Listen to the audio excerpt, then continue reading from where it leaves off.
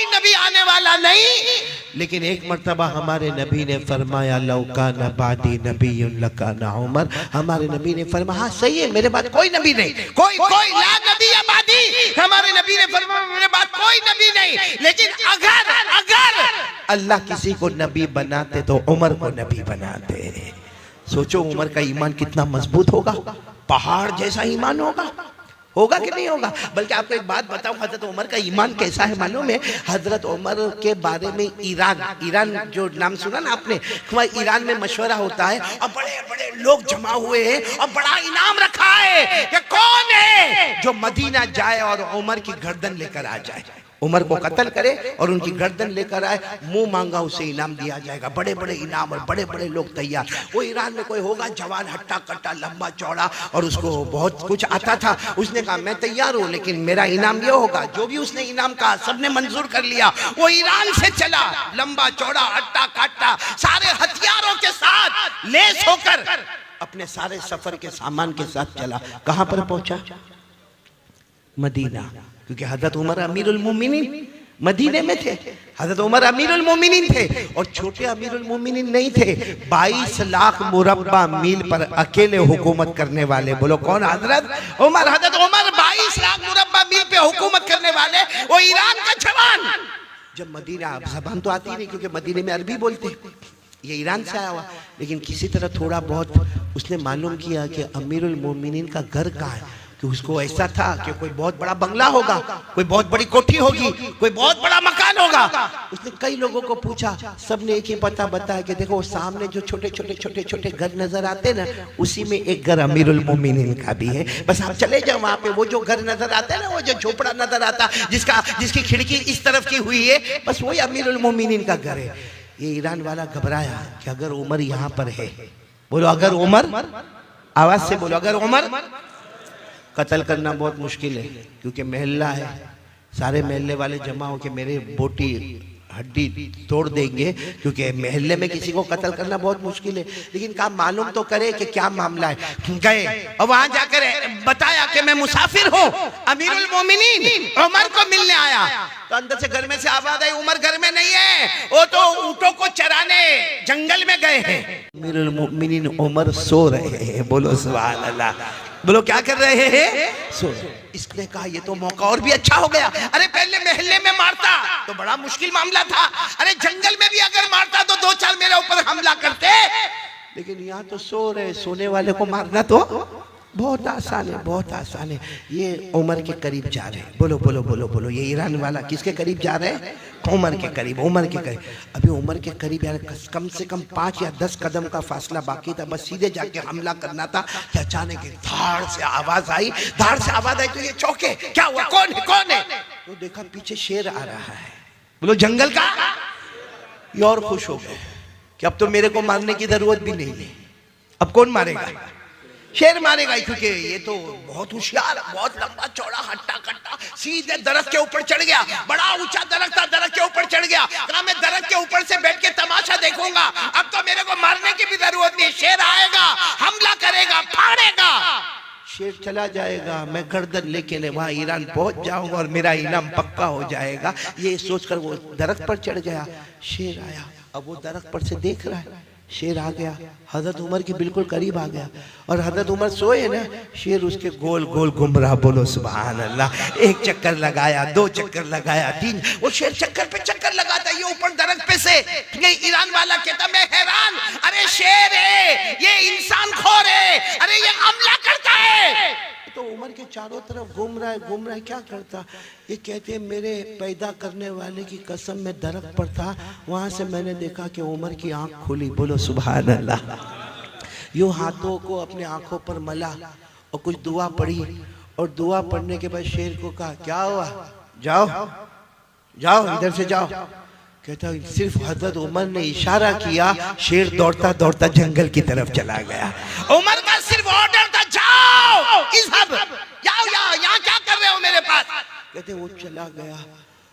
ये दरख्त से सीधे नीचे आए हजरत उमर के सामने। हजरत उमर भी चौंके, लोग सामने से आते, पीछे से आते, दाएं से आते, बाएं से आते, तुम ऊपर से नीचे आए, क्या हुआ? हजरत उमर ने कहा क्या हुआ, कहां से आए हो, मुसाफिर नजर आते हो। वो ईरान वाले की आंखों में आंसू थे। कहा सब बात मैं बताऊंगा, पहले मुझे कलमा पढ़ा दो, पहले मुझे कलमा पढ़ा दो। तो फिर उन्होंने अपना पूरा प्रोग्राम बताया। तो हमारे नबी ने फरमाया तूने कलमा क्यों पढ़ लिया? हजरत उमर ने फरमाया तूने कलमा क्यों पढ़ लिया? तो आया था मेरे कत्ल के इरादे से, कलमा क्यों पढ़ लिया? कहा मैं कलमा डर से नहीं पढ़ा, सब देखा मैंने, मैं डर से कलमा नहीं पढ़ा। मैंने ये सोचा कि जब उमर का ये आलम है कि जंगल का जानवर भी इनसे घबराता है, तो ये तो गुलाम है, आका मोहम्मद का क्या आलम होगा? बोलो सुभान। जब उमर का ये आलम है तो उमर के नबी के ईमान का क्या आलम होगा? खैर मुझे आपको बताना है कि हजरत उमर का ईमान बोलो कैसा था? मजबूत था ना? नहीं बोलो ना कैसा था? मजबूत था। जंगल के शेर भी गुलामी करते थे कि नहीं करते थे? लेकिन आज मैं आपको जो पॉइंट पर, ये मैंने वाकया इसलिए सुनाया, पॉइंट पर लाना चाहता हूँ। हजरत उमर अमीरुल मोमिनीन, साथ में बोलो हजरत उमर अमीरुल मोमिनीन, 22 लाख मुरब्बा मील पे अकेले हुकूमत करने वाले। लेकिन हजरत उमर की एक आदत थी, रात को अपना कपड़ा बदल देते थे, भेष बदलते थे और पूरे मदीने का चक्कर लगाते थे, गांव का, देहात का, गलियों का। क्यों चक्कर लगाते थे? कोई गरीब होगा, कोई मिस्कीन होगा, कोई यतीम होगा, कोई बेवा होगी, कोई लाचार होगा, कोई मजबूर होगा, मेरे तक नहीं पहुंचा होगा। मैं अमीरुल मोमिनीन हूं, मुझे पता तो होना चाहिए कि मेरे इलाके में कोई परेशान तो नहीं। हजरत उमर भेष बदल के जा रहे थे, रात को तहज्जुद का वक्त था। हजरत उमर एक घर के पास गए, घर में से कुरान पाक के पढ़ने की आवाज आ रही है, बोलो सुभान अल्लाह। और क्या कुरान पढ़ा जा रहा है? पढ़ने वाले कोई भी सहाबी होंगे, आवाज बहुत प्यारी होगी। वो कुरान पढ़ रहे हैं, वत्तूरी व किताबिम मस्तूर फी रक़्क़िम मनशूर वल बैतिल मामूर वस्सक़फ़िल मरफ़ूअ वल बहरिल मस्जूर इन्ना अज़ाब रब्बिका लवाक़ि' मा लहू मिन दाफ़ि। यानी वो पढ़ने वाले तो अपना कुरान पढ़ रहे, 27वां पारा सूरह तूर पढ़ रहे, लेकिन उसमें एक आयत आती है इन्ना अज़ाब रब्बिका लवाक़ि', अगर अल्लाह का अज़ाब आ गया मा लहू मिन दाफ़ि, कोई बचाने वाला नहीं होगा। हजरत उमर के कान में जब ये आयत आई, जानते थे, अरबी जानते थे, वही बैठ गए। अब मालूम है वहां तहज्जुद के वक्त से वो दीवार का टेक लगाकर बैठे, फजर की अजान हो रही है, हजरत उमर की दाढ़ी मुबारक भी आंसुओं से तर है और एक ही बात कह रहे, अल्लाह उमर पर तेरा अजाब आएगा तो उमर को कौन बचाएगा? अल्लाह उमर पर तेरा अजाब आएगा तो उमर को कौन बचाएगा? अब फजर की अजान होने लगी, इमामत किसको कराना है? हजरत उमर को। अमीरुल मोमिनीन वही है। और उस जमाने में ऐसा होता था कि अजान होती थी और सारा मजमा, सारा का सारा मजमा फजर की नमाज के लिए जा रहा है, अजान हो रही है और सारा मजमा जा रहा है, लेकिन सबकी नजर पड़ रही है कि हमारे इमाम साहब कौन? हजरत उमर। ये रो रहे हैं, लेकिन किसी की हिम्मत नहीं कि उमर को जाकर पूछे। सब मस्जिद में सुन्नतें पढ़ रहे या घर से सुन्नतें पढ़ के जा रहे हैं, लेकिन फिर सब लोग मशवरा करते कि उनको कौन कहेगा, वो तो रोए जा रहे हैं। तो इनके बेटे हजरत अब्दुल्ला गए और जाकर कहा, अब्बा सब लोग इंतजार कर रहे हैं, फजर का वक्त हो गया है, आपकी सुन्नतें बाकी है, आपको इमामत कराना है। तो हजरत उमर ने अपने बेटे को कहा, बेटा क्या करूं, जब उमर पर अल्लाह का अज़ाब आएगा तो उमर को कौन बचाएगा? उमर पर अल्लाह का अज़ाब आएगा, उमर को कौन बचाएगा? इनके बेटे वो इनसे भी नरम दिल थे, अब्बा की गोद में सर रखा, कहा अब्बा आपने तो बहुत काम किए, आपके बेटे पर अज़ाब आएगा तो कौन बचाएगा? मेरे दोस्तों, ये वो लोग थे जो इससे डरा करते थे कि अल्लाह का अज़ाब आएगा तो कौन बचाएगा। मेरे जवानों, आज हम लोग नशा करते ना, नशा करते ना, किसी को बीड़ी की आदत, किसी को सिगरेट की आदत, किसी को तंबाकू की आदत, किसी को गुटखा विमल की आदत, कोई ड्रग्स लेता है, कोई पाउडर खाता है, कोई खांसी के सिरप पीता है। क्या हमको ये डर नहीं? हजरत उमर को तो डर है कि मेरे अल्लाह का अज़ाब आएगा तो मुझे कौन बचाएगा। हम क्या, हमारा ईमान इतना मजबूत हो गया कि हम अल्लाह को भूल गए? क्या करेंगे मेरे प्यारों, अल्लाह को भूल के मौत तो आनी आनी है ना। अरे बोलो ना, आनी के नहीं आनी? कब तक ये जवानी का नशा रहेगा? कब तक ये जवानी का नशा रहेगा? और ये जितनी चीजें हम इस्तेमाल करते हैं ना, चाहे बीड़ी हो, सिगरेट हो, तंबाकू हो, गुटखा हो, ड्रग्स हो, पाउडर हो, एमडी हो, ये जितनी चीजों का हम इस्तेमाल करते हैं, हम समझते हैं आई एम यंग, मैं जवान हूँ, मेरे पास वेस्टर्न स्टाइल है, मेरा चलने का तरीका, मेरा बोलने का तरीका, मेरी बाइक, मैं बहुत होशियार हूँ। मेरे प्यारों, जिस दिन एक बीमारी आती है ना, फिर बचाने वाला कोई नहीं होता। सही कह रहा हूँ, गलत कह रहा हूँ? कितने लोगों को कैंसर हो गया, वरना पहले हमारा जवान, आपने यहाँ जद्दूपुर में भी देखा होगा, हमारा जवान बाइक पर बैठता है और बिल्कुल जहां सारा मजमा होगा ना, वहां जाके ट्रैफिक नहीं है, लेकिन जोर से बाइक का ब्रेक मारेगा। क्यों बाइक का ब्रेक मारेगा? सब लोग देखे, और फिर वो जेब में से निकालेगा। क्या क्या बोलते आप लोग? हाँ, अभी यूं हाथ पे थोड़ा टक टक टक टक करेगा, हाँ, फिर यूं खोलेगा, हाँ, और फिर आ करके ऐसा पिएगा जैसे शरबत पी रहा है। सही है कि नहीं? लेकिन ये जो चीज गलत है वो गलत है। नशा गलत है तो गलत है, पाउडर खाना गलत है तो गलत है, ड्रग्स लेना गलत है तो गलत है। होता क्या है मालूम है? नहीं सुधरता नहीं है, वो रोज रोज रोज रोज लेता जाता, फिर ये जो मुंह है ना, मुंह ये छोटा हो जाता है। कैसा हो जाता है?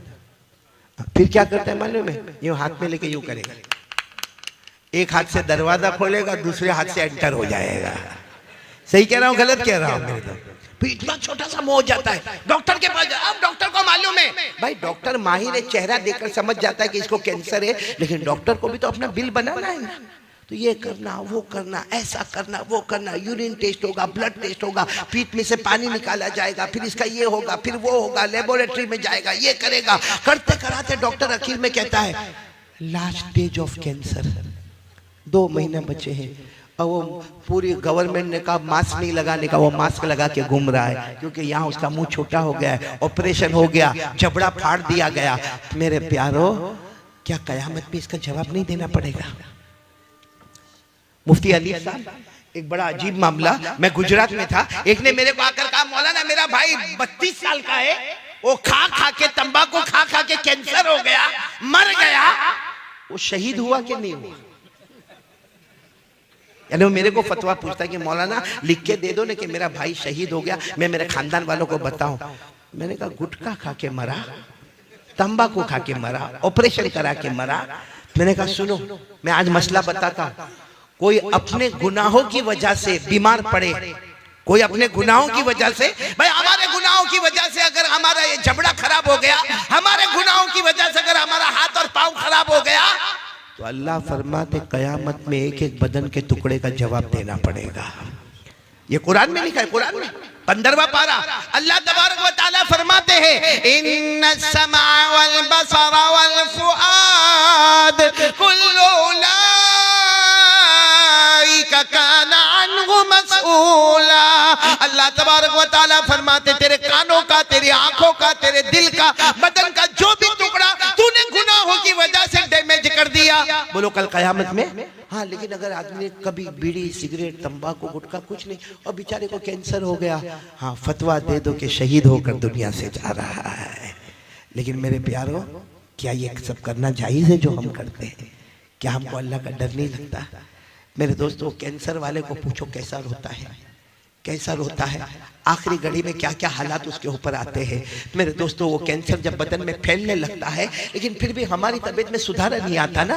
हम ना तो अपनी माँ के बने, हम सही में अपनी माँ के भी नहीं बने, अपने अब्बा के भी नहीं बने, हम अल्लाह के भी नहीं बने और मुस्तफ़ा के भी नहीं बने। हमको सिर्फ अपनी मर्जी प्यारी है मेरे प्यारो, जिसकी वजह से आज बर्बादी और तबाही के सिवा हमारे पास कुछ नहीं है। मैं पूछना चाहता हूँ, माँ की कौन मानता है? माँ को माँ कौन समझता है? ये पूरा मजमा है। अगर ये ऐलान हो गया भाई कारी अहमद अली का बयान होने वाला, या चलो ये ऐलान हो जावे कि यहाँ शादी का मंडप लगने वाला, या ऐलान हो जावे कि यहाँ पर बहुत बड़ा फंक्शन होने वाला, यहाँ के जिम्मेदार जवानों को जमा करेंगे, भाई कौन कौन हमारे साथ खिदमत करेगा, कौन कौन हमारे वॉलंटियर हजरात होंगे। बहुत अच्छा है, सारे के सारे जवान आ जाते और आकर कहते आप लोगों को फिक्र करने की जरूरत नहीं है, कुर्सी लगाना हमारा काम होगा, टेबल लगाना हमारा काम होगा, खाना खिलाना हमारा काम होगा, अरे चावल हम लेकर आएंगे, अरे सालन हम लेकर आएंगे, अरे मंडप हम लगा देंगे, लाइट हम लगा देंगे। बहुत अच्छा है, मखलूक की खिदमत है। लेकिन इसमें से किसी एक जवान को पूछो, माँ का पांव दबाता है कि नहीं दबाता? माँ के सर पे कभी मोहब्बत से हाथ फेरता है कि नहीं फेरता? आपको एक बहुत अजीब बात सुनाऊं, हो सकता है आपके जद्दूपुर में नहीं होवे और बोलो आमीन नहीं होवे, लेकिन एक बहुत मालदार हमारे गुजरात का मेरे को मिला और इतना रोने लगा। मैंने कहा भाई अल्लाह का बंदा रोता का है, कोई जो है वो बता देना। तो कहता मैं रोता इसलिए हूँ कि रोज रात को मैं अपने सिटिंग रूम, भाई बड़ा मालदार है, कहा मेरा कमरा है, मैं ईशा की नमाज पढ़ के वहाँ बैठ के मेरी तस्बीहात पढ़ता हूँ। रोज रात को मेरा बेटा घर में दाखिल होता है, हाथ में मोबाइल होता है और मेरे सिटिंग रूम में चक्कर लगाता है, मोबाइल पे इधर जाके बात करता है, उधर से बात करता है, इधर बात करता है, उधर बात करता, फिर अपने कमरे में चला जाता। एक बार भी मुड़ के पूछता नहीं कि अब्बा आपको शुगर है, कोई तकलीफ तो नहीं अब्बा? अब्बा आपको प्रेशर है, आपने दवा तो ली कि नहीं ली? अब्बा आपका पाँव तो नहीं दुखता? और फिर मुझे रोकर क्या कहता है, कारी साहब क्या बयान में कहते हो? बयान में कहते हो कि बाप जन्नत का दरवाजा है। मुझे कहता कारी साहब गवाह रहना, कयामत में गवाह रहना। उसने अपने जन्नत का दरवाजा तोड़ दिया है, वो कभी भी जन्नत में नहीं जाएगा। ये बाप की बद्दुआ नहीं तो क्या है? पूछो आज बूढ़े बाप को पूछो, कितना बेटा पूछता है? बल्कि बारी लगती है, बारी। कितने भाई हम लोग? 4। कितने भाई? 5। 15 दिन माँ बाप तेरे घर में, 15 दिन तेरे घर में, 15 दिन तेरे घर में, 15 दिन तेरे घर में। अल्लाह को हाजिर नाजिर रखकर बताओ, जब हम छोटे थे क्या हमारे माँ बाप ने हमको तकसीम किया कि मेरा बड़ा बेटा वो घर पे रहेगा, मेरा दूसरा बेटा उधर जाके रहेगा, तीसरा बेटा उधर जाके रहेगा? क्या हमारे माँ बाप कोई बंदर है जो एक डाली से लेके दूसरी डाली, दूसरी डाली से तीसरी डाली पर?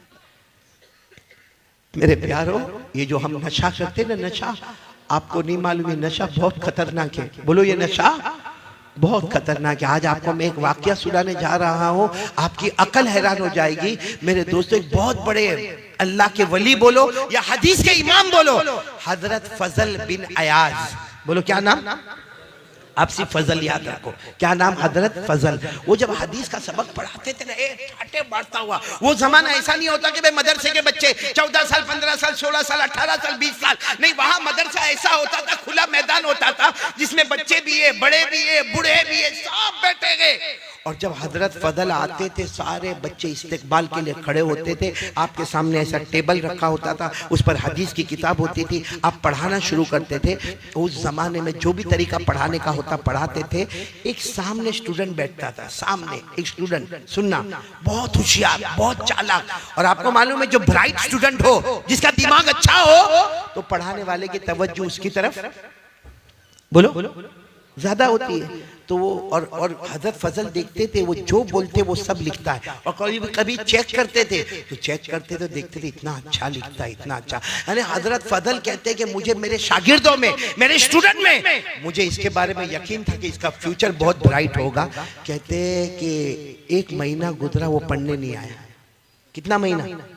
अब ब्राइट स्टूडेंट हो, वो 2 दिन नहीं आवे तो उस्ताद परेशान, पढ़ाने वाला परेशान, टीचर और प्रोफेसर परेशान कि मेरा इतना अच्छा स्टूडेंट नहीं आता। लेकिन वो चूंकि मजमा इतना रहता था, हजरत फजल समझे कहीं सफर पे गया होगा, इधर गया होगा, उधर गया होगा। सुनो, बराबर सुनना।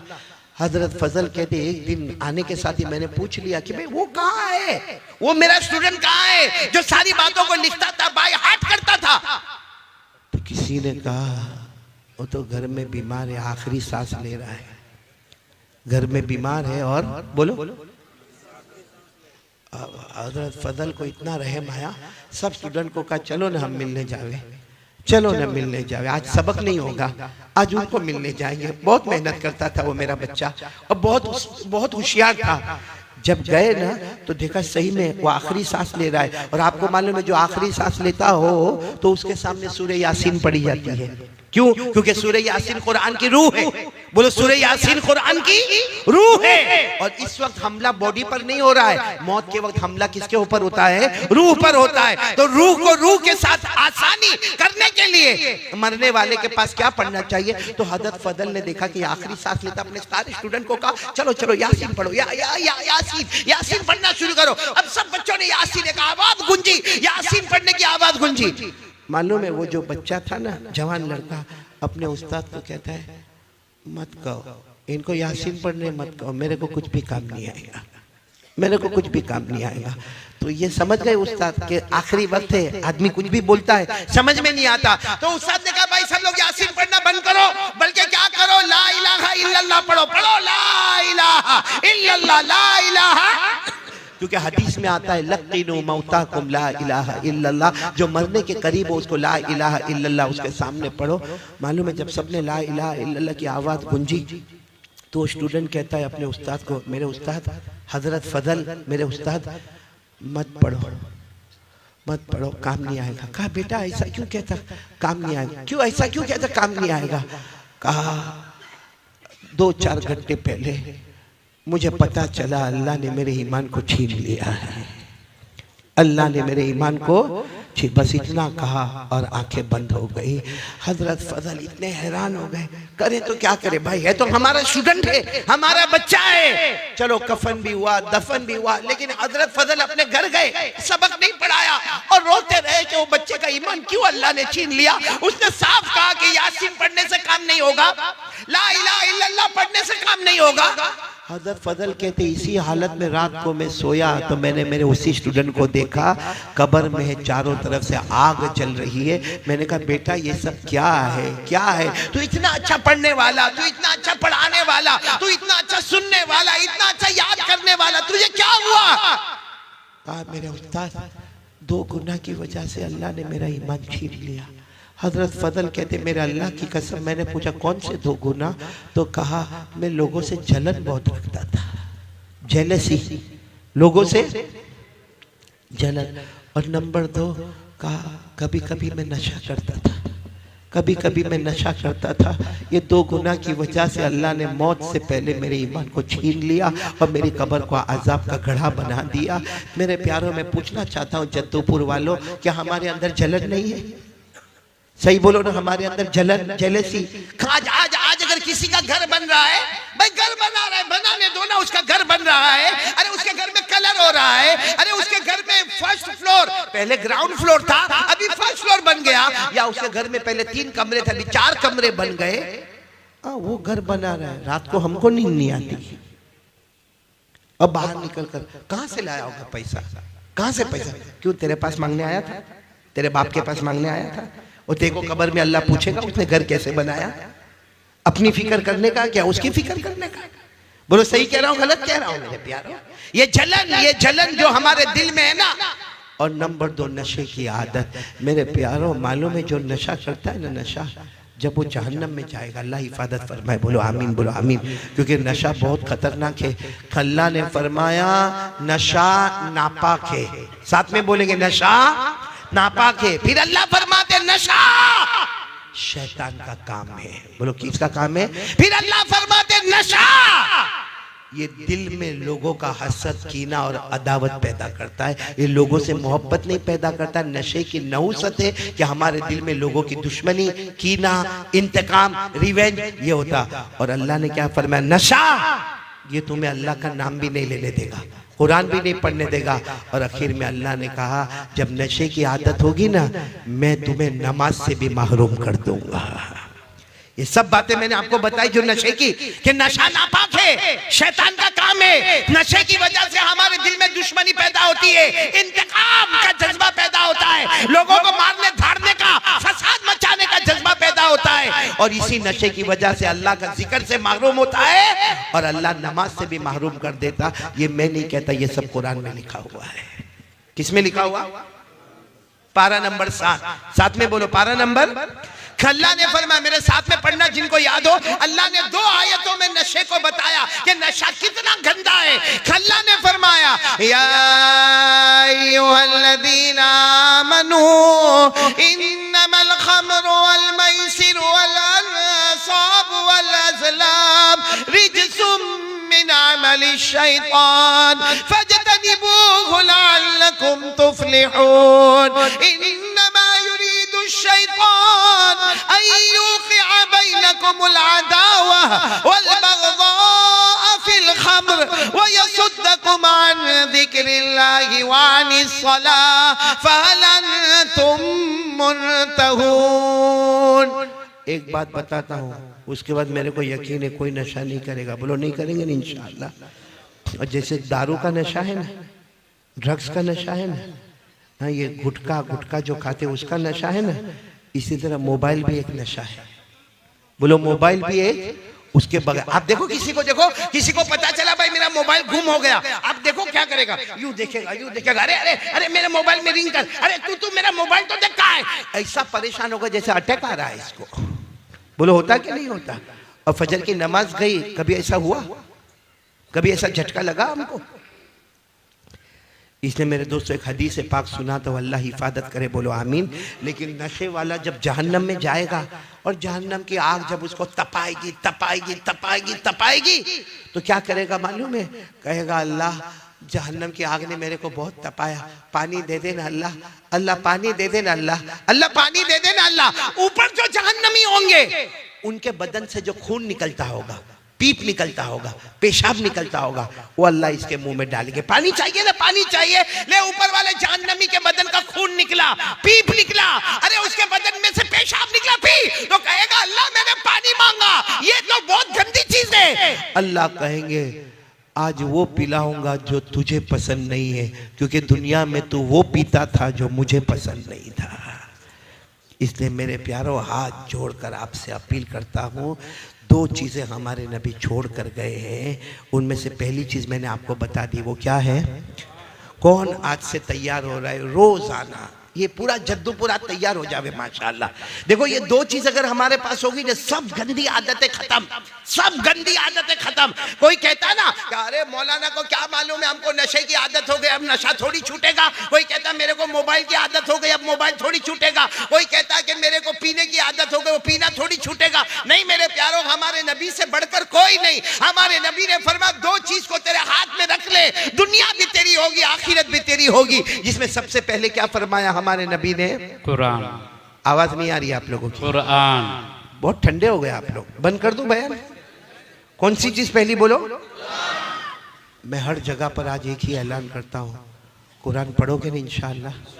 आज पूरा जद्दूपुर माँ बहनें बेटियां आप सब इरादा करें, मैं आपसे ज्यादा वक्त नहीं मांगता, आधा घंटा, 24 घंटे में 23.5 घंटे आपके, आधा घंटा आपसे मांगता हूँ। कौन कौन तैयार है? आधा घंटा कुरान पढ़ेंगे इंशाअल्लाह। नहीं दोनों हाथ ऊपर करके बोले, बोलो पढ़ेंगे इंशाअल्लाह, पढ़ेंगे नहीं इंशाअल्लाह। अच्छा हमारे कुछ बड़े बूढ़े भी होते हैं, मौलाना बोल कर गए, अब कहाँ वो हमने बचपन में नहीं पढ़ा, जवानी में नहीं पढ़ा, अब मौलाना बोल कर गए कि आधा घंटा कुरान पढ़ना। सुनो, हजरत अली को पूछा गया कुरान सीखने की मुद्दत कब है, शुरू कब होती है, खत्म कब होती है? हजरत अली ने फरमाया मिनल महदी इलल लहदी। कुरान करीम के सीखने की मुद्दत शुरू होती है माँ के गोद से और खत्म होती है कब्र के गोद में। और मेरे को मालूम है आधा घंटा कुरान पढ़ेंगे। अब यहाँ जो उलमाए किराम बैठे हैं, इनको अगर बोलो आधा घंटा कुरान पाक पढ़ना, आधे घंटे में 2 पारे खत्म। अरे बोलो आधे घंटे में 2 पारे खत्म, 2.5 पारे खत्म, सूरह बकरा मुकम्मल। और अगर किसी आम आदमी को बोलो भाई आधा घंटा कुरान पढ़ना, तो बेचारा मुश्किल से धीरे धीरे सा या कोलो असुफा करते 1.5 पेज 2 पेज, तो सोचेगा कि ये मौलाना तो 2 पारे खत्म करके चले गए, ना मेरे 2 पेज भी खत्म नहीं हुए। ना मेरे दोस्तों, कुर्बान जाओ हमारे नबी पर। हमारे नबी को मालूम था मेरा ऐसा उम्मती भी आएगा जो बाद में कुरान पढ़ना शुरू करेगा। हमारे नबी ने फरमाया अल्लज़ी यक़रउल कुरान व यतताअतउ बिही फलहु अजरान। हमारे नबी ने उस जमाने में फरमाया मेरा उम्मती ऐसा आएगा जो कुरान पढ़ेगा, अटक अटक के पढ़ेगा, रुक रुक के पढ़ेगा, अटक अटक के पढ़ेगा। हमारे नबी फरमाते उसको डबल सवाब मिलेगा, पढ़ने का भी सवाब मिलेगा और अटकने की जो तकलीफ होगी उसका भी सवाब मिलेगा। सुभान अल्लाह। इसलिए मेरे प्यारों, अब तो मैंने पूरा मामला खोल के आपके सामने रख दिया है, तो कितना वक्त मैं आपसे मांग रहा हूँ? आधा घंटा। और ये नशे से तौबा करोगे ना? आज की रात तौबा करो। नहीं मेरे प्यारों, मत करो, नशा मत करो। अपनी बीवी को देखो, अपने बच्चों को देखो, अपने माँ बाप को देखो। हमारी जिम्मेदारी है। ये नशा करके, आवारागर्दी करके कुछ दिन का मज़ा है, फिर ज़िंदगी की सज़ा है। दुनिया की भी सज़ा है, आखिरत की भी सज़ा है। इसलिए मेरे प्यारों, आप ये सोचते होंगे ना कि छोड़ने का कैसा, वही मैं आपको तरीका बताने जा रहा हूँ कि पहला काम ये अपने घर में शुरू कर दो, आधा घंटा अपनी बीवी बच्चे सबको बोलो आधा घंटा कुरान पढ़ेंगे। बोलो पढ़ेंगे ना इंशाअल्लाह। और अगर नहीं पढ़ना आता ना, अरे मस्जिद के इमाम साहब के पास चले जाओ ना, मस्जिद के इमाम साहब को बड़े प्यार से कहो ना, मैं रोजाना आपके पीछे नमाज पढ़ता हूँ, मेरे को 5 से 8 मिनट आप थोड़ा सा कुरान की 2-4 आयतें पढ़ा देना। वो 2-4 आयतें पढ़ा दे, आप घर जाके उसी को पढ़ते रहो, उसी को पढ़ते रहो, उसी को पढ़ते रहो, उसी को पढ़ते रहो। आधा घंटा कुरान को दे दो मेरे दोस्तों, दुनिया भी हमारी होगी, आखिरत भी हमारी होगी। इंशाअल्लाह करेंगे, बोलो करेंगे इंशाअल्लाह। तो हमारे नबी ने क्या फरमाया था? क़ाल रसूलुल्लाह सल्लल्लाहु अलैहि व आलिहि वसल्लम तरक्तु फीकुम अमरैन। हमारे नबी ने फरमाया था 2 चीजें छोड़कर जाता हूं, अगर दोनों चीजों को थाम लोगे आबाद होंगे, जन्नती होंगे, दुनिया भी तुम्हारी आखिरत भी तुम्हारी। और अगर ये 2 चीज को नहीं थामोगे, दुनिया में भी जलील हो जाओगे, आखिरत में भी जहन्नम होगी। तो 2 चीजों में नंबर 1 क्या है? कुरान। नंबर 2 सुन्नत नबीकुम। हमारे नबी ने फरमाया मेरे तरीके पर आ जाओ। अरे बोलो मेरे तरीके पर। सच बताओ हमारे नबी से बढ़कर कोई नबी? बहुत धीरे धीरे बोलते हो। कोई नबी नहीं। आप लोगों को कोई टेंशन है तो मेरे को बोल दो। नहीं नहीं। कोई घर का टेंशन वेंशन तो नहीं? सुबह तक फुर्सत है। अभी मुफ्ती अनीस साहब को तो जब मैंने देखा इतनी अच्छी शेर शायरी करते, मैंने कहा या तो बीवी से बहुत मोहब्बत होगी। है आपको मोहब्बत है बीवी से? सब क्यों अशरफुल हाँ हाँ कर रहा है तू बैठे बैठे? ये कब से बीवी से हाँ हाँ हाँ करे जा रहा है? खाने में समझता नहीं क्या खाता है, और फिर मुझे कहता है मेरे को शुगर हो गया। तो मैंने कहा तू खाने पे तो कंट्रोल कर भाई। वो मालूम है ना, एक मरतबा एक बीवी ने अपने हस्बैंड को पूछा आप मुझसे कितना प्यार करते हो? आप मुझसे कितना प्यार करते हो? जवाब दो। अरे आप लोग जवाब दो। थोड़ी देर के लिए सोचोगे, आपकी बीवी पूछ रही है आप मुझसे कितना प्यार करते हो, क्या जवाब दोगे? बहुत ही बोलना, यही जवाब सबको देना पड़ेगा वरना खाना पीना मुश्किल हो जाता है। तो एक बीवी ने अपने शोहर को पूछा आप मुझसे कितना प्यार करते हो? बहुत। अब वो बेचारा बहुत काम में होगा तो अपनी बीवी को कहा जा तू किचन में जा, चाय वाय बना, बाकी मैं तेरे को बहुत प्यार करता हूँ। बीवी समझ गई ये ढोंग करता है। फिर आई ना मैं जद्दूपुर की हूँ, पक्का जवाब चाहिए। कितना प्यार करते हो मेरे को सही सही बताओ। उसने कहा अल्लाह की बंदी बहुत बहुत प्यार करता, आई लव यू जा। वो समझ गई कि ये ढोंग ही कर रहा है। वो फिर तीसरी मर्तबा और थोड़े जोश में आई, और अगर कहने लगी नहीं मेरे को सच्चा सच्चा बताना पड़ेगा, हमको 12 साल शादी को हो गए, आप मेरे से कितना प्यार करते हो, एकदम सच्ची बात बताओ। उसने कहा बहुत प्यार करता, लैला मजनू का जैसा प्यार था ना वैसे तेरा और मेरा प्यार है। मैं मजनू और तू। बोले ये बहुत लंबी छोड़ता है। बोले सच सच बताओ कितना प्यार करते हो। अभी इसका जद्दूपुर वाले का दिमाग गया कि बार बार कोई भी पूछे तो दिमाग जाएगा। कहा तू बार बार पूछती कितना प्यार करते हो? मैंने कहा ना बहुत प्यार करता हूँ। तो कहा लेकिन मुझे बताओ कितना प्यार करते हो? कहा इतना करता इतना करता इतना करता इतना करता कि जी चाहता तेरे जैसे एक और लेके आ जाओ दूसरी। अब जिंदगी भर पूछेगी नहीं कि आप कितना प्यार करते हो। देखो कितना अच्छा मैंने फॉर्मूला आपको बताया, बताया कि नहीं बताया? अब हंसना आया थोड़ा, ऐसा लगा मैं इंसानों में बात कर रहा हूँ। थोड़ा माइक की आवाज बढ़ा दो बेटा, अभी बहुत प्यारी बात पर आ रहा हूँ। नंबर 1 हम क्या करेंगे बोलो? आवाज नहीं आ रही है। नंबर 1 क्या करेंगे? कुरान। रोजाना कितना पढ़ेंगे? और नंबर 2 हमारे नबी ने क्या फरमाया? मेरा तरीका तुम्हारे पास होगा। ये 2 चीज़ होगी। मैं अब नबी का तरीका बताने जा रहा हूँ, लेकिन उससे पहले मैं खुलकर बता दूँ, पूरा मजमा बोल दे हमारे नबी से बढ़कर कोई नबी नहीं। नहीं आवाज से बोलो, हमारे नबी से बढ़कर कोई नबी नहीं। हमारे आका से बढ़कर, हमारे नबी से बढ़ के कोई नबी नहीं ना, हमारे आका से बढ़कर कोई आका नहीं ना। तो फिर हम नबी को छोड़ के क्रिकेटर से, बॉलीवुड से, हॉलीवुड से काय को मोहब्बत करते हैं? देखो यहाँ बुड्ढा बुड्ढा भी दाढ़ी नहीं, लुकिंग हैंडसम। वो बुड्ढे को भी बुड्ढी बोलती होगी तो बहुत खूबसूरत दिखता है।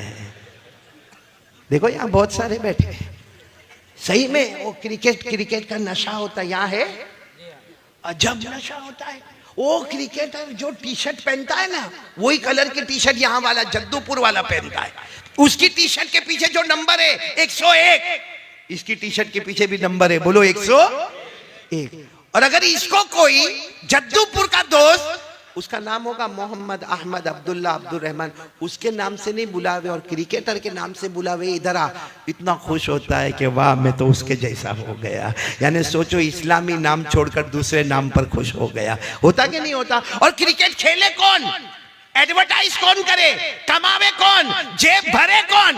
हमारा जद्दूपुर वाला यहाँ बाहर बैठे बैठे उसने कैच छोड़ दिया, पकड़ लेता ना तो जीत जाते। मैंने कहा तेरा बाप पकड़ लेता जाके। भाई क्रिकेटर से मोहब्बत है, मैं मना नहीं करता, करो, एक काम करो, फोन करो, बोलो जद्दूपुर आजा। कौन करेगा फोन? जद्दूपुर आजा, आएगा? बोलो आएगा। अच्छा उसको फोन करके बोलो मता मता, don't come, you are busy, तू बहुत बिजी है, तू मता, मैं आ रहा हूं तेरे घर पे। बुलाएगा? वो मेरे और आपके चेहरे पे थूकने को तैयार नहीं है। उसकी मोहब्बत में मगरिब और ईशा की नमाज को छोड़ दिया हमने। सही कह रहा हूँ गलत कह रहा हूँ? सही में कभी कभी सोचता हूँ अशरफुल, हमसे बड़ा पागल कोई नहीं है। अगर हमको कोई बोले ना ए पागल, ओ मेंटल, तो हमको बहुत गुस्सा आता, मेरे को पागल बोला। लेकिन ऊपर वाला रोज हमको पागल कहता है, क्योंकि अल्लाह ने फरमाया ऐसा काम करना जिसमें दुनिया भी न मिले आखिरत भी न मिले, खुल्लम खुल्ला पागल है।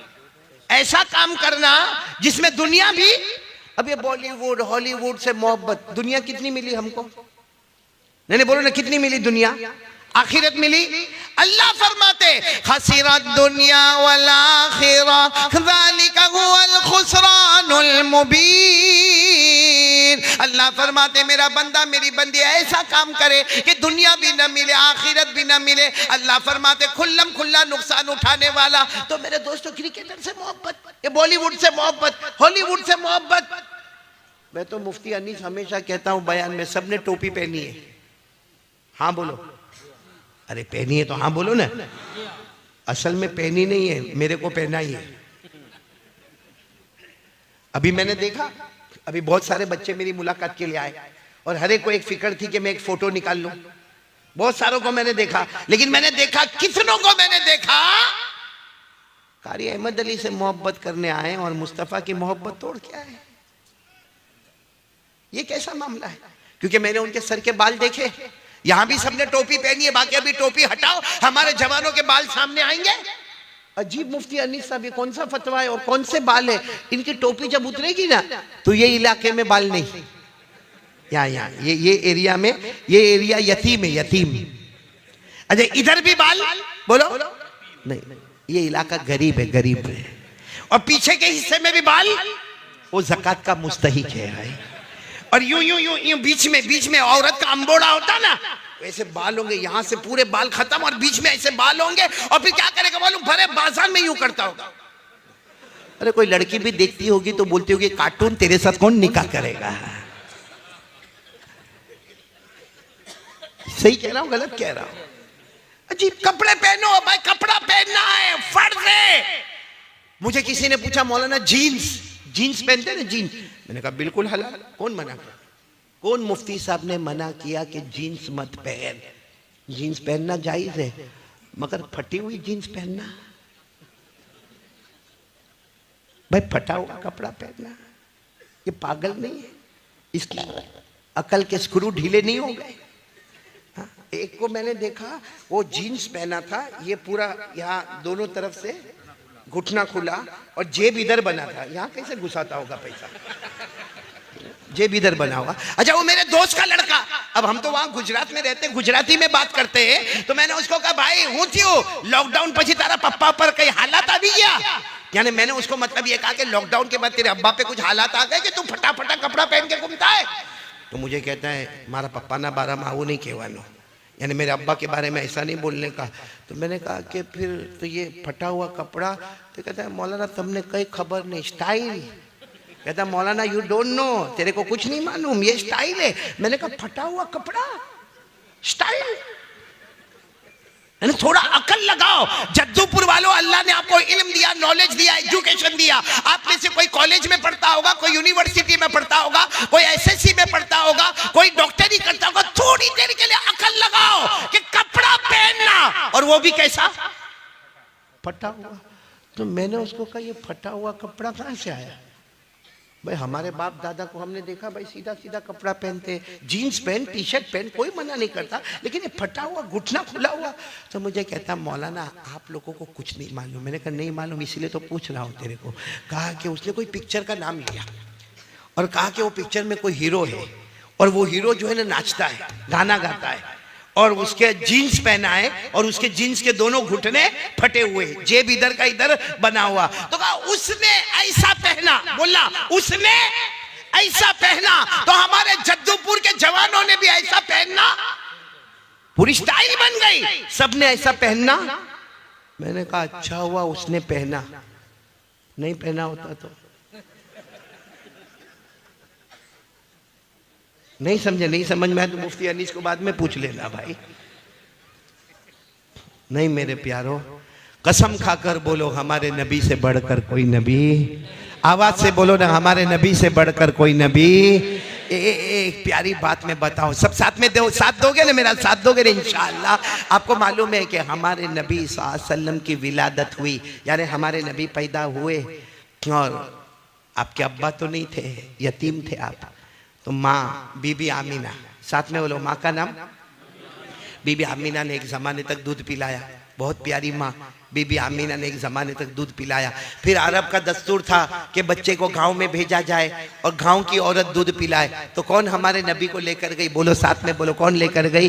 दाई हलीमा लेकर गई, हजरत हलीमा रदी अल्लाह ताला अन्हा लेकर गई। और वो बहुत दूर कबीले में रहती थी, कबीला बनु साद, उनके कबीले का नाम था कबीला बनु साद, उस कबीले में रहती थी। मेरे प्यारों आपको सच बता रहा हूँ मेरे प्यारों, थोड़ी देर के लिए आप भी सोचो कि हलीमा ने दूध पिलाया हमारे नबी को। अल्लाह की कसम हमारे नबी से बढ़कर कोई नबी नहीं था। हजरत हलीमा ने बचपन में दूध पीते वक्त में दूध पिलाया।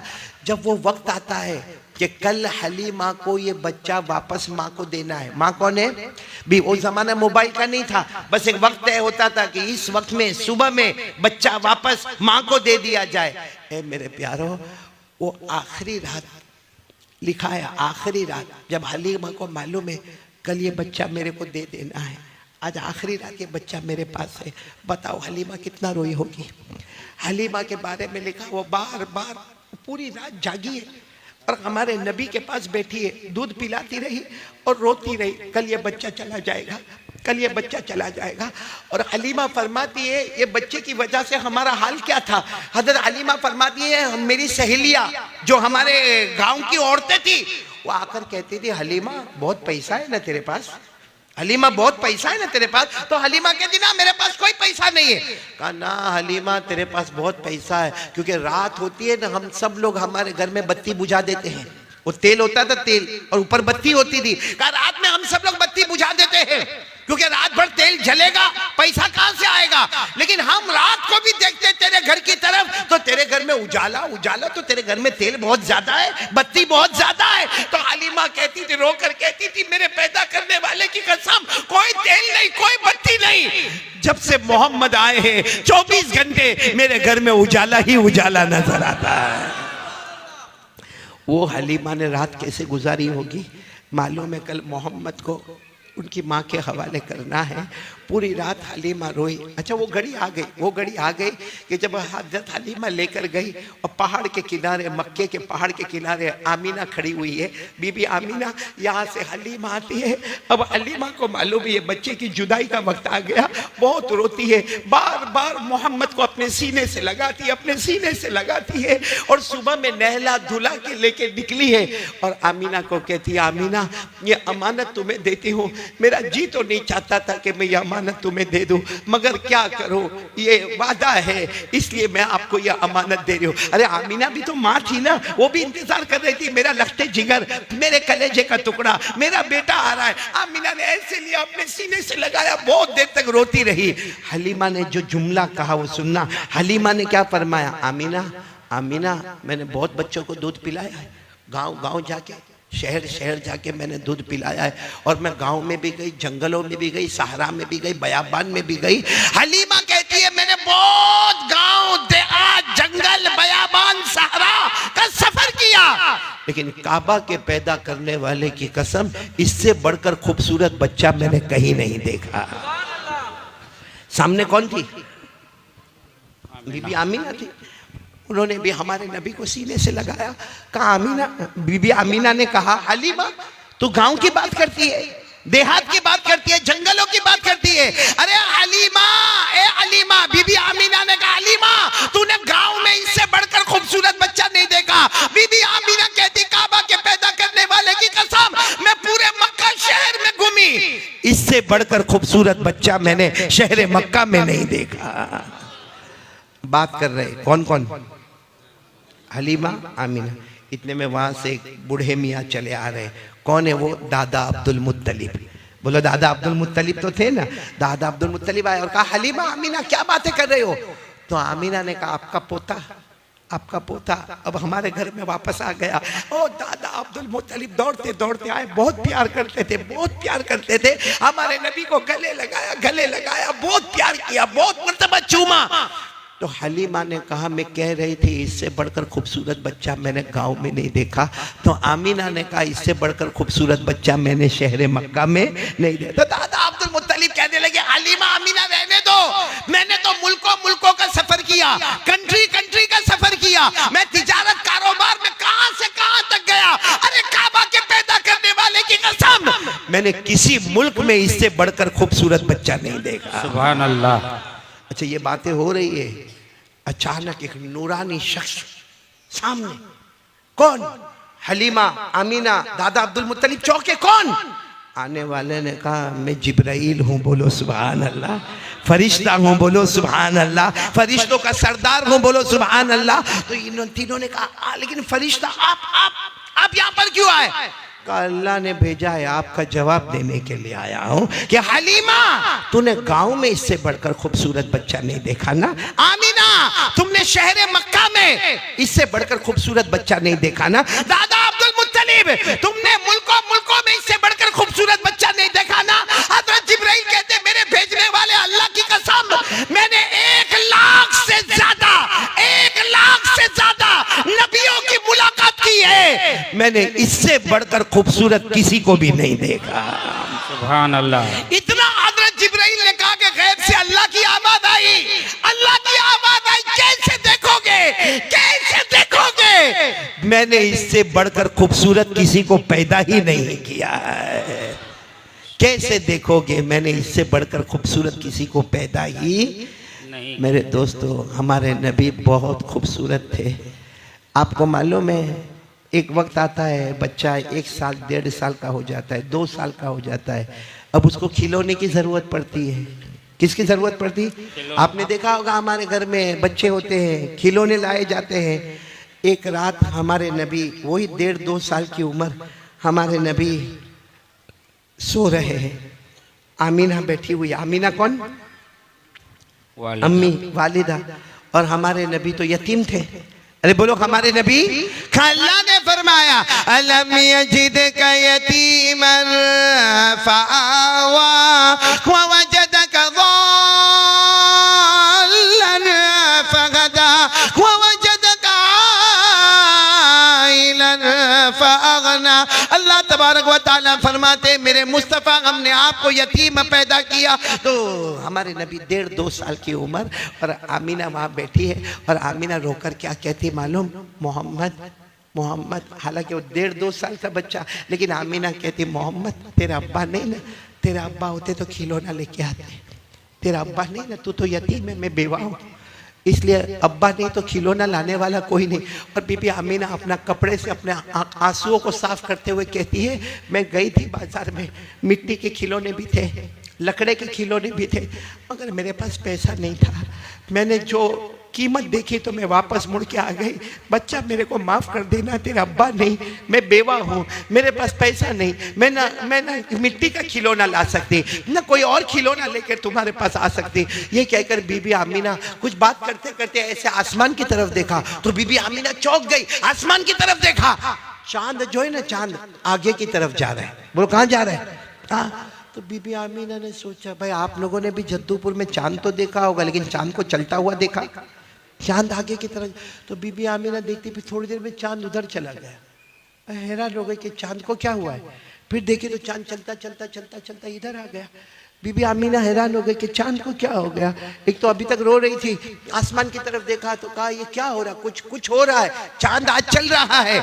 फिर बीबी आमीना ने मोहम्मद की तरफ देखा कि हमारे नबी की उंगली मुबारक ऐसी है, यूं इशारा करते हैं तो चांद उधर चला जाता है, यूं इशारा करते हैं तो चांद इधर चला जाता है, यूं इशारा करते तो चांद इधर चला जाता। तो बीबी आमीना कहती मुझे ऐसा लगा कि गैब से आवाज आई, ये मुस्तफा है, ये मेरा है, इसको मिट्टी के खिलौने की जरूरत नहीं है, ये जमीन पर रहेगा, आसमान पर हुकूमत करता रहेगा। मेरे दोस्तों सच बताओ, हमारे नबी से बढ़कर कोई नबी? बोलो ना, कौन कौन आज तैयार है नबी से मोहब्बत करेंगे इंशाअल्लाह? भाई झूठ नहीं बोलना, करेंगे नबी से मोहब्बत करेंगे। मैं तो कभी कभी बहुत खुल के कहता हूँ, क्रिकेटर से मोहब्बत करना है, बॉलीवुड वाले से करना है, हॉलीवुड वाले से करना है, कर ले। मैं कहता हूँ कर ले, लेकिन अल्लाह ने अगर थोड़ी अकल दी है तो इतना बता, क्रिकेटर से क्यों मोहब्बत करता है, क्यों करता है? बॉलीवुड हॉलीवुड वाले से क्यों मोहब्बत करता है? जवाब क्या होगा मालूम है? वो कमाल बताता है। वो क्या करता है? कमाल बताता है। भले झूठा कमाल बताता है मगर कमाल बताता है, इसलिए मोहब्बत करता हूं। अरे मेरे प्यारों, मैं कहता हूं क्रिकेटर कमाल बताता है, बॉलीवुड हॉलीवुड वाला कमाल बताता है, बेशक बताता है, जमीन में पैदा होता है, जमीन में कमाल बताता है। हमारे मुस्तफा अल्लाह की कसम वो अकेले हैं, जमीन पे पैदा होते हैं, आसमान पर कमाल बताते हैं। बताओ हमारे नबी ने कमाल बताया कि नहीं बताया? आवाज क्यों नहीं आ रही आपकी? बोलो बताया कि नहीं बताया? कौन कौन मेरा साथ देगा? अरे हाथ ऊपर करो ना, एक साथ में बोलो ना, मुस्तफा का दामन, आवाज से बोलो मुस्तफा का दामन। पूरा मजमा मेरे साथ में बोले, शुरू करे बोलना, शुरू करे। हमारे नबी वो नबी, बोलते जाओ, हमारे नबी वो नबी वो नबी वो नबी वो नबी वो नबी वो नबी वो नबी वो नबी वो नबी वो नबी वो नबी वो नबी वो नबी वो नबी। अल्लाह की कसम हमारे नबी वो नबी उंगली मुबारक से इशारा करे, चांद के दो टुकड़े हो जाए, आधा इधर हो जाए, बोलो आधा। ऐसा कोई कर सकता मेरे दोस्तों? बोलो ना, कोई कर सकता? हमारे नबी की क्या शान होगी मेरे दोस्तों, क्या शान होगी कि हमारे नबी का ऐसा गुजर हो रहा है। बोलो ऐसा हमारे नबी का गुजर हो रहा है। वहाँ अबू जहल बैठा है, मक्का में अबू जहल बैठा है, उसके दोस्त बैठे हैं, शराब की मजलिस हो रही है और मालूम नहीं गालियाँ बकी जा रही है। हमारे नबी वहाँ से जाते हैं तो अबू जहल ने गालियाँ देना शुरू की और अबू जहल के दोस्तों ने भी गालियाँ देना शुरू की। किसी ने पत्थर मारा, हमारे नबी ने कुछ नहीं कहा, अपना गर्दन झुका के वहां से जाने लगे। लेकिन जब अबू जहल ने हद कर दी और अल्लाह की तरफ भी गाली की निस्बत कर दी, क्यों हमारे नबी आए और आकर कहा अबू जहल से, कितना ही मारोगे, कुछ भी करोगे, मैं अल्लाह का रसूल हूँ। बोलो मैं मोहम्मद अल्लाह का रसूल हूँ, अल्लाह का नबी हूँ, अल्लाह का पैगंबर हूँ, मैं ला इलाहा इल्लल्लाह की तालीम देता जाऊँगा। ये कहा और ये कहकर हमारे नबी आगे चले गए। तो अबू जहल ने अपने दोस्तों को कहा चलो आज मौका है, आज एग्जाम, आज इम्तिहान लेने का मौका है, रात का सन्नाटा है। और वो हमको बोलकर चले गए कि मैं अल्लाह का रसूल हूँ, अल्लाह का नबी हूँ, और कुछ भी हो जाए मैं ला इलाहा इल्लल्लाह का ऐलान करता रहूंगा। अबू जहल ने कहा बहुत अच्छा मौका है, अपने सारे दोस्तों को कहा हाथ में मुट्ठी में कुछ भी ले लो, अपनी मुट्ठी में ले लो, मुट्ठी टाइट बंद कर दो, टाइट बंद कर दो और चलो। अब हमारे नबी तो थोड़ा आगे गए थे, ये लोग आके चारों तरफ से घेर लिए, हमारे नबी बीच में, पूरा सर्कल बन गया। तो अबू जहल ने कहा तुम तो आसमान की खबर देते हो ना, तुम तो अल्लाह के बारे में बताते हो ना, आसमान की खबर देते हो ना, ये हम सब दोस्त थे, हमारी मुट्ठी में क्या है वो बता दो, सबकी मुट्ठी बंद है, बता दो क्या है मुट्ठी में। ए मेरे जद्दूपुर वालों, कुर्बान जाओ हमारे नबी पर। ऐसे वक्त में आदमी टेंशन में आवे, डर में आवे कि मुस्कुरावे? हमारे नबी मुस्कुराए और मुस्कुरा कर कहा इसमें कौन सी बड़ी बात है, इसमें कौन सी बड़ी बात है कि मैं ये बता दूं कि तुम्हारी मुट्ठी में क्या है। किसी की मुट्ठी में कंकर है, किसी की मुट्ठी में पत्थर है, किसी की मुट्ठी में खजूर है, किसी की मुट्ठी में खजूर का बीज है, किसी की मुट्ठी में मिट्टी है। हमारे नबी ने फरमाया इसमें कौन सा कमाल है कि मैं बताऊं कि तुम्हारी मुट्ठी में क्या है। कमाल ये है कि तुम्हारी मुट्ठी में जो चीज है वो बताएगी कि मैं कौन हूं। बोलो सुभान अल्लाह। अच्छा, सबकी मुट्ठी ऐसी थी? हमारे नबी ने फरमाया तुम्हारी मुट्ठी में जो चीज है वो बताएगी कि मैं कौन सबकी मुट्ठी, सब लोग टाइट बंद कर रहे हैं, लेकिन वो मुट्ठी ऑटोमेटिक खुलती जा रही है, वजन होती जा रही है, धीरे धीरे धीरे धीरे सबकी मुट्ठी खुली और जिसकी मुट्ठी में जो था एक ही आवाज आई, अशहदु अल्ला इलाहा इल्लल्लाह व अशहदु अन्ना हादा मुहम्मदुर रसूलुल्लाह। आवाज आई, हम गवाही देते ला इलाहा इल्लल्लाह, और ये भी गवाही देते हैं कि ये मुहम्मदुर रसूलुल्लाह है। मेरे प्यारो, बहुत से लोगों को ईमान नसीब हुआ, मगर अबू जहल क्या कहकर चला गया, ये जादू है जादू। क्या कहकर चला गया, जादू है जादू है। तो हमारे नबी बहुत रोए।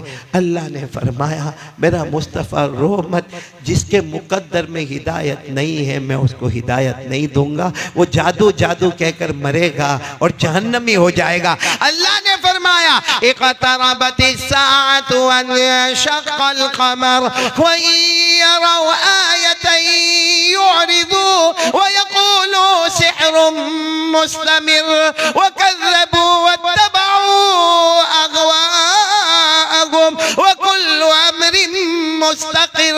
बस हमारे नबी सल्लल्लाहु अलैहि वसल्लम रोए तो अल्लाह ने फरमाया छोड़ दो, लेकिन मुझे ये बताना मेरे प्यारो, हमारे नबी से बढ़कर कोई नबी होगा? कौन कौन मोहब्बत के लिए तैयार है? जरा हाथ ऊपर करें। करेंगे मोहब्बत करेंगे सब लोग? हाँ बोलो ना, ऐसा हाँ मत बोलो, बल्कि कह दो ना, जद्दूपुर वालों इतना बड़ा मजमा है, कितना अच्छा लगेगा। साथ में कह दो, मोहब्बत करते थे, करते हैं और करते। आवाज नहीं आ रही है, पूरा मजमा बोलेगा मुस्तफा का दामन, और साथ में बोलेंगे मोहब्बत करते थे, करते और करते।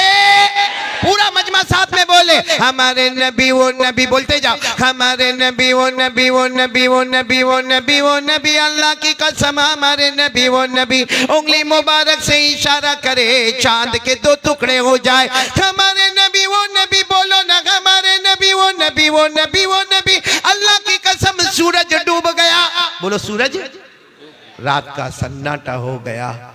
हजरत अली आए, कहा अल्लाह के रसूल सूरज डूब गया, मगरिब का वक्त हो गया, सन्नाटा हो गया, मेरी असर की नमाज बाकी है, मेरी असर की नमाज।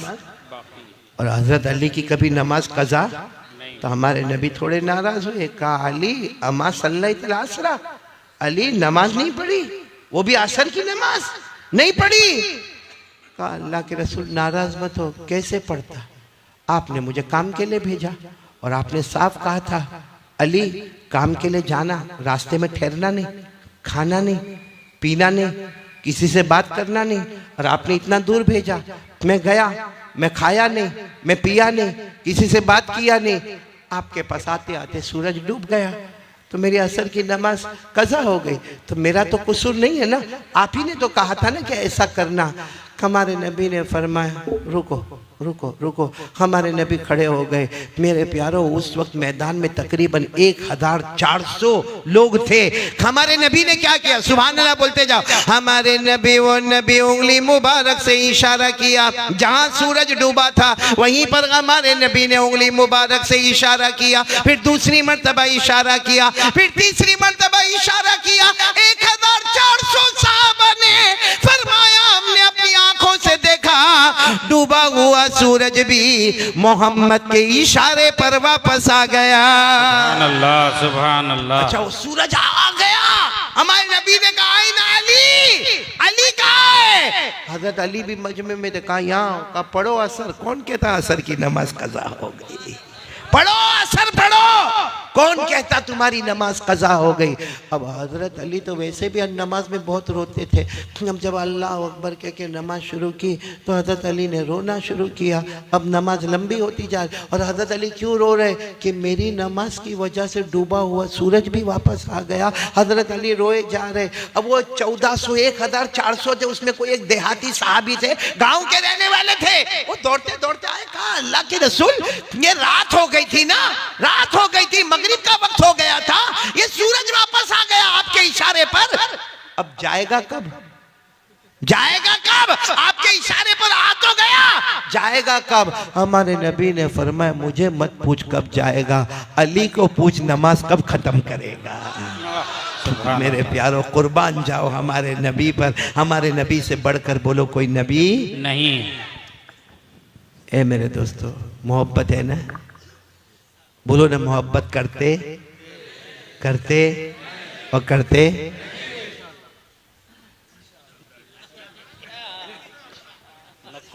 नहीं समझे, मैं बोलूंगा नहीं, नाराज हो जाओगे, फिर कभी नहीं बुलाओगे तो क्या करूंगा भाई। लेकिन बात सीधी है। नहीं, हमारे नबी के चेहरे पे दाढ़ी थी। देखो, अगर आप लोग आज कह दो ना कि नबी के चेहरे पे दाढ़ी नहीं थी, मैं अभी जाके दाढ़ी उड़ाऊंगा, बल्कि सबको कहूंगा, क्योंकि मेरे को भी मालूम है दाढ़ी में आदमी बुढ़ा दिखता है। सही है? हाँ कि नहीं? सही है, दाढ़ी में आदमी बूढ़ा दिखता है, बगैर दाढ़ी वाला जवान दिखता है। अब मेरी उम्र 52-53, मेरी उम्र, अब यहाँ मजमे में कोई 52-53 का होवे, शर्ट पैंट पहना हुए, क्लीन शेव हुए, हाँ चलो ये तो इतना बड़ा मजमा है, पहचानते। अगर नहीं पहचानते हुए तो क्या होगा मालूम है? वो भी आता होगा, मैं भी आता होगा, मेरी उम्र भी 52-53, उसकी उम्र भी 52-53, लेकिन मेरे चेहरे पर दाढ़ी, उसके चेहरे पे दाढ़ी। और ये भीड़ भाड़ में जद्दूपुर वाले मेरे को क्या बोलेंगे मालूम है? ओ चाचा जरा साइड पे हटो। और उसको क्या बोलेंगे? ओ भाई जरा साइड पे हट। कम वक्त मेरी बीवी चाची ने उसकी बीवी भाभी। सिर्फ वजह क्या है? वजह क्या है? दाढ़ी है। इसीलिए अजमेर वाले बाबा ख्वाजा मोइनुद्दीन चिश्ती को किसी मुरीद ने आकर कहा था, हजरत नमाज भी पढ़ूं, रोज़ा भी रखूं, ज़कात भी दूं, मगर दाढ़ी में ज़रा प्रॉब्लम है। हजरत ने पूछा क्या प्रॉब्लम है? कहा जवानी में बूढ़ा दिखने लगता है। भाई बाल सफ़ेद हो गए 2-4, जवानी में बूढ़ा दिखने लगता है। अजमेर वाले बाबा ने जो जवाब दिया, सुभान अल्लाह बोलो, सुभान अल्लाह बोलो, सुभान अल्लाह। अजमेर वाले बाबा ने क्या जवाब दिया? अरे हमें इससे मतलब नहीं, हम दाढ़ी रखे, हमें इससे मतलब नहीं कि जवानी के बुढ़ापा। हमने अपने गालों को मुस्तफा के गालों पर कुर्बान कर दिया है। भाई समझ में आ रही बात है? नाराज तो नहीं ना आप लोग मेरे से? रखोगे दाढ़ी? रखोगे? जो दाढ़ी नहीं रखता दुनिया वाले हैंडसम कहते हैं, दाढ़ी रख लेगा तो मुस्तफ़ा क़यामत में हैंडसम कहेंगे। बोलो सुभान अल्लाह। रखेंगे? बोलो दाढ़ी रखेंगे नहीं इंशाअल्लाह। क्योंकि मैंने देखा, बाज बड़े बड़े बूढ़ों को भी मैंने देखा संडे की मॉर्निंग में, अब ये बूढ़ा ऐसा करेगा तो कैसा मामला चलेगा। आज से इरादा कर लो, हमारे नबी का तरीका हमारे पास होगा। कौन सा तरीका होगा वो तो मैं आ रहा हूँ, लेकिन हर तरीका नबी का हमारा तरीका होगा। बोलो इंशाअल्लाह। हमारे चेहरे पर दाढ़ी होगी। बोलो होगी कि नहीं होगी? इंशाअल्लाह। आपको मालूम है एक बहुत बड़े अल्लाह के वली गुजरे, ख्वाजा मजजूब। साथ में बोलो क्या नाम? ख्वाजा मजजूब। वो क्या करते थे मालूम है? यूं दाढ़ी पकड़ते थे। पकड़ो, आप लोग भी पकड़ो, यूं दाढ़ी पकड़ो। अरे वो लोग पकड़ो जिनकी है, नहीं वो क्यों यूं यूं कर रहे हैं भाई? तो ख्वाजा मजजूब ने यूं दाढ़ी पकड़ते थे और क्या कहते थे मालूम? अल्लाह ने माफ कर दिया, अल्लाह ने माफ कर दिया। उनकी आदत थी रोजाना दाढ़ी पकड़े, अल्लाह ने माफ कर दिया, अल्लाह ने माफ कर दिया। एक मर्तबा कुछ जवान जमा हुए, कहा कि हजरत ये क्या है? दाढ़ी पकड़े तो अल्लाह ने माफ कर दिया, अरे वजू करे, नमाज पढ़े, रोजा रखे, ज़कात देवे तो अल्लाह ने माफ कर दिया, दाढ़ी पकड़े माफ क्या है? ख्वाजा मंसूब अल्लाह के वली थे, कहने लगे मैं सोचता हूँ, क्या सोचता हूँ? कि कल कयामत का दिन होगा। बोलो कल कयामत का दिन होगा, मेरा अल्लाह मुझे पूछेगा क्या लेकर आया, क्या लेकर आया? मैं दाढ़ी पकड़ कर कहूँगा कुछ नहीं लेकर आया, तेरे मुस्तफ़ा की सूरत लेकर आया, तेरे मुस्तफ़ा की सूरत लेकर आया। मुझे यकीन है उस वक्त मेरा अल्लाह कहेगा जा मैंने माफ़ कर दिया, जा मैंने माफ़ कर दिया। इसलिए मैं अभी से दाढ़ी पकड़ कर कहता हूँ कि अल्लाह ने मुझे माफ़ कर दिया। अच्छा, ख्वाजा मंसूब शायर थे। अरे बोलो ख्वाजा मंसूब। अच्छे अच्छे प्यारे नबी की शान में शेर लिखा करते थे। जब ये वाकया उनके साथ आया तो उन्होंने एक शेर लिखा। क्या शेर लिखा? कि मैं कयामत में अल्लाह को कहूँगा, दाढ़ी पकड़ कर, बोलो दाढ़ी पकड़ कर, कयामत में अल्लाह को कहूँगा तेरे महबूब की बोलो तेरे महबूब की, तेरे महबूब की शबागत लेके आया हूँ, तेरे महबूब की शबागत लेके आया हूँ, हकीकत तू ही बना दे सूरत लेके आया हूँ। करेंगे बोलो मेरे प्यारो, नबी से मोहब्बत करेंगे नहीं इंशाअल्लाह, तो दाढ़ी रखेंगे नहीं इंशाअल्लाह। एक बात बोलो, नाराज तो नहीं होंगे ना? नहीं होंगे तो क्या करोगे? कुछ नहीं कर सकते तो सुना करो ना, चुपचाप सुन लो भाई। होगा कोई महल हमारे गुजरात में होता है, आपके यहाँ या भुवनेश्वर में या जद्दूपुर में होता है मेरे को नहीं मालूम। हमारे यहाँ पे गुजरात में एक ऐसा गांव में रिवाज होता है कि शाम का वक्त होता है ना, तो ये घर की औरत भी बाहर बैठी है, वो घर की औरत भी बाहर बैठी है, वो घर की औरत भी बाहर बैठी, दुपट्टा किसी के सर पे नहीं, कोई ककड़ी काट रही, कोई सब्जी काट रही है, और आपस में बातें भी होती रहती है अल्लाह रसूल की। आपस में मालूम नहीं क्या क्या बातें होती है। खैर वो चार पांच औरतें बैठी है, बोलो 4-5। आप नाराज मत हो ना, गुजरात की बात बता रहा हूँ, आप नाराज मत हो ना। कितनी औरतें बैठी है? 4। इतने में जो जवान लड़के होते हैं ना, वो 4-5 लड़के होंगे, बिल्कुल क्लीन शेव, चिकना गाल बिल्कुल, हाँ, और बराबर एकदम ड्रेस भी बराबर। वो 4 लड़के ऐसे आए, औरतों ने इनको देखा, बोलो इन्होंने औरत को देखा, फिर वहां गए, फिर आए, इन्होंने किसको देखा? औरत को देखा, औरतों ने इनको, फिर वहां गए, फिर आए, इन्होंने किसको देखा? औरतों को देखा, औरतों ने, ऐसा 4-5 मर्तबा हुआ। ये औरतों को देखे, औरतें इनको देखे, और वो अपना सब्जी काटने में मस्त है, ये इनको देख रहे, वो उनको देख रहे। इतने में मस्जिद के इमाम साहब निकले नमाज पढ़ा के। अब वो इमाम साहब निकले तो सर पे इमामा, लंबा जुब्बा, पैजामा, और हाथ में तस्बीह, जेब में मिसवाक, जैसे मौलाना है। वो जितनी औरतें थी ना, एक दूसरे को, ए मौलाना है, चलो अंदर, मौलाना है, चलो अंदर। 2 सेकंड में तो सारी औरतें, मौलाना बेचारे गर्दन झुका के आ रहे हैं, तो ये 4 जवान है मौलाना के पास गए, कहो मौलाना you are looking very danger. एक बात पर आ जाओ मेरे दोस्तों, ये तो मैंने आपका मूड बना दिया, मूड बन गया। हमारे नबी कितनी चीजें छोड़ कर गए? 2 चीजें छोड़ कर गए। एक क्या छोड़ कर गए? कुरान, जो रोजाना कितनी देर पढ़ोगे? अब दूसरी चीज मैं आपको बता रहा हूँ, कितनी देर हो गई मेरे को बोलते बोलते? आराम से है, वक्त है, हो गया वक्त खत्म है भाई। वो जाकिर भाई के यहाँ जितना खाया उतना बोल लिया, अब कितना बुलवाओगे भाई? मजीद ओवर टाइम मेरे को लेके जा रहे हो आप लोग। वो दीन मोहम्मद भी गायब हो गए, वो तो कब के गए, आप शुरू में बता दिए चले गए। अच्छा वही था, मैसेज बीवी के पास तो नहीं चला गया। इसको मैंने इतना अच्छा कहा दोपहर में, मेरे को छोड़ दे एयरपोर्ट पे, कहता ना बयान करने के लिए तो बुलाया, खाने के लिए थोड़ी बुलाया था यहाँ पे। खैर एक आखिरी बात बता रहा हूँ ताकि मैं आपको 2 चीजें बता दूं, कुरान और नबी की सुन्नत। ये 2 को थामोगे, दुनिया भी हमारी, आखिरत भी हमारी, और छोड़ दोगे तो मेरे दोस्तों मैं भी बर्बाद हो जाऊंगा, आप भी बर्बाद हो जाएंगे। अल्लाह हिफाजत फरमाए। दूसरी चीज़ क्या है मालूम है? जवाब दोगे आप लोग, जवाब दोगे इंशाअल्लाह। हमारे नबी का सबसे बड़ा तरीका क्या है? क्योंकि हमारे नबी ने तो इतना कह दिया, 2 चीजें छोड़कर जाता हूं, अल कुरान व सुन्नत नबीयिकुम, कुरान भी छोड़ के जाता हूं, तुम्हारे नबी की सुन्नत भी छोड़ के जा रहा हूं। उलमाए किराम ने इसके ऊपर फिक्र किया कि नबी की सुन्नत, नबी की सुन्नत, नबी की सुन्नत, नबी की सुन्नत, सबसे बड़ा नबी का तरीका अगर कोई है, मेरे जद्दूपुर वालों अल्लाह की कसम खाकर कहता हूं, सबसे बड़ा तरीका अगर हमारे नबी का कोई है तो वो 5 वक्त की नमाज है। बोलो कितने वक्त की नमाज है? 5 वक्त की नमाज है। अब कौन कौन तैयार है मेरे भाइयों? देखो देखो देखो देखो, मैं पहले एक बात बताऊंगा, अभी टाइम है ना आपके पास, इसे खुलकर सुनना। पूरा मजमा बोलो कयामत आएगी कि नहीं आएगी? नहीं आवाज से बोलो ना, आएगी कि नहीं आएगी? कौन कौन बोल रहा है कयामत आएगी? हाथ ऊपर करे, बोलो आएगी, कयामत आएगी। और कयामत को कोई रोकने वाला? कब आएगी नहीं मालूम, लेकिन आएगी जरूर, और उसे कोई रोकने वाला? अल्लाह ने फरमाया, अल्लाह ने फरमाया, अल्लाह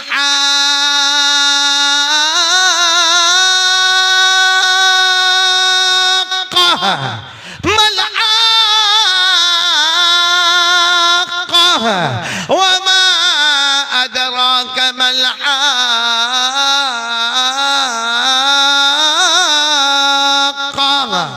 अल्लाह कहते आएगी, झंझोड़ देगी, झंझोड़ देगी, हिला के रख देगी। बोलो कयामत। आवाज नहीं आ रही, बोलो कयामत। मालूम है कयामत का मैदान होगा ना, सब जमा होंगे। बोलो कयामत के मैदान में उस वक्त अल्लाह की तजल्ली आएगी। कैसी होगी अल्लाह की तजल्ली हमको नहीं मालूम, कमा यलीकु बि जलाली व शानी, उसी को मालूम कैसी, लेकिन तजल्ली आएगी और आवाज आएगी उस जुदूनी। क्या आवाज आएगी?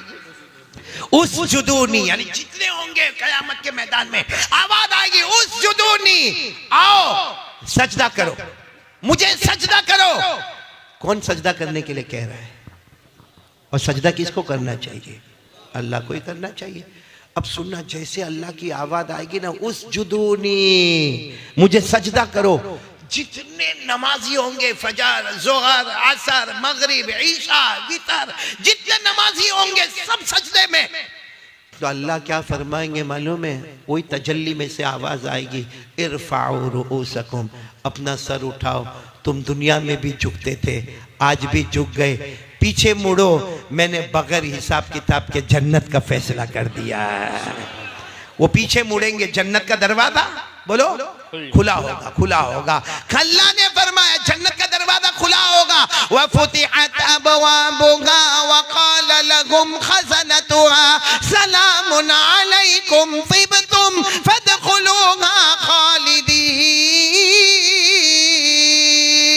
अल्लाह तबारक व तआला की तरफ से ऐलान होगा, ए मेरे नमाजी बंदे, जन्नत का दरवाजा खुला है, आगे बढ़ते जाओ, फरिश्ते सलाम सलाम करते रहेंगे।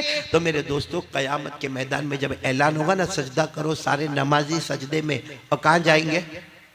जन्नत। अब बचा कौन मैदान में? बेनमाज। अरे सब बोलो ना, कयामत के मैदान में बचा कौन? तो बेनमाजी खड़े होंगे। फिर अल्लाह की आवाज आएगी उस जुदूनी, अल्लाह की आवाज आएगी, करो ना सजदा करो। और आवाज में ये भी आएगा, वो देख तेरे अब्बा ने सजदा किया, चले गए जन्नत में, वो तेरी खाला भी चली गई जन्नत में, वो तेरा फूफा भी चला गया जन्नत में, अरे वो जद्दूपुर वाला तेरा पड़ोसी भी चला गया जन्नत में। अल्लाह कहेंगे मेरा बंदा कर लेना, मेरी बंदी कर ले, सजदा कर ले, जन्नत का दरवाजा खुला है। मेरे प्यारो, लेकिन ये वो लोग होंगे जो नमाज पढ़ते बराबर वो सजदा करने की कोशिश तो करेंगे। काय का सजदा करेंगे? ये जो कमर है ना, कमर, ये हिस्सा जो है ना, ये पहलू का हिस्सा, इसमें अल्लाह एक लोहे का टुकड़ा रखेगा। वो ऑपरेशन होगा, लोहे का टुकड़ा रखेगा जो जहन्नम में 3000 साल गर्म किया गया होगा। वो लोहा यहाँ पे रखा जाएगा। सजदा तो दूर की बात, वो रुकू करने जाएगा ना, जैसा रुकू करने जाएगा बस वो जैसा शुरू होगा ऐसा जलेगा, वो खड़ा हो जाएगा। अल्लाह कहेंगे मेरा बंदा कर, सजदा कर ले। सब जन्नत में गए, जा तू भी जन्नत में जा। वो फिर झुकने जाएगा, सजदा तो दूर की बात, रुकू पर आएगा, कैसा जोर से चिल्लाएगा, आ करके चिल्लाएगा, और फिर रोएगा रोएगा रोएगा। ये आंसू खत्म हो जाएंगे और खून के कतरे टपकना शुरू हो जाएंगे, और अल्लाह बार बार कहेंगे सजदा कर लेना, सजदा कर लेना। आखिर में वो क्या कहेगा? अल्लाह खून के आंसू टपक रहे, अल्लाह बहुत जलता, अल्लाह जैसे झुकता हूँ बहुत जलता, अल्लाह मैं नहीं सजदा नहीं कर सकता। उस वक्त अल्लाह कहेंगे मत कह सजदा नहीं कर सकता, मैं तुझे करने भी नहीं दूंगा। अल्लाह कहते दुनिया में तू तंदुरुस्त था, दुनिया में तेरे ऊपर कोई टेंशन नहीं था, रोटी कपड़ा मकान सब था, तंदुरुस्त था, मस्जिद के करीब में तेरा घर था, अजान की आवाज तेरे घर में आती थी, सब था। जब तंदुरुस्त था तूने मुझे सजदा नहीं किया, आज मैंने तुझे मजबूर कर दिया, तुझे सजदा नहीं करने दूंगा। अल्लाह फरिश्तों को कहेंगे मुंह के बल घसीटो और जहन्नम के हवाले कर दो। ये मैं नहीं कहता, कुरान में लिखा है। फिर बोलो पारा नंबर 29, बोलो पारा नंबर, सूरे कलम रुकू नंबर 2। मैं इसलिए हवाला दे रहा हूं कि आप भी घर जाके देख सकते हो। पारा नंबर सूरे कलम रुकू नंबर, अल्लाह ने फरमाया यौम युक्शफु अन साक़ व युदऊना इला सुजूद फला यस्ततीऊन खाशिअतन अबसारुहुम तरहकुहुम ज़िल्ला व क़द कानू युदऊना इला सुजूद व हुम सालिमून। अल्लाह तबारक व तआला ताला फरमाते कयामत में मेरी तजल्ली आएगी और मैं कहूंगा सजदा करो, बेनमाजी में सजदे की ताकत नहीं होगी, निगाहें नीची होगी, चेहरे पर लानत और फिटकार होगी और वो कहेंगे हमें सजदा करने की ताकत नहीं। अल्लाह फरमाएंगे ताकत नहीं, मैं तुझे सजदा करने भी नहीं दूंगा। तंदुरुस्त था, रोटी कपड़ा मकान सब तेरे पास था, तूने मुझे सजदा नहीं किया, आज मजबूर बना दिया, तुझे सजदा करने नहीं दूंगा। और फरिश्तों को हुक्म होगा इसको घसीट कर। इसलिए मैं खुलकर बोलूं तो भी मैं कोई गलत नहीं बोलूंगा, नमाजी जन्नती होता है। बोलो नमाजी और बेनमाजी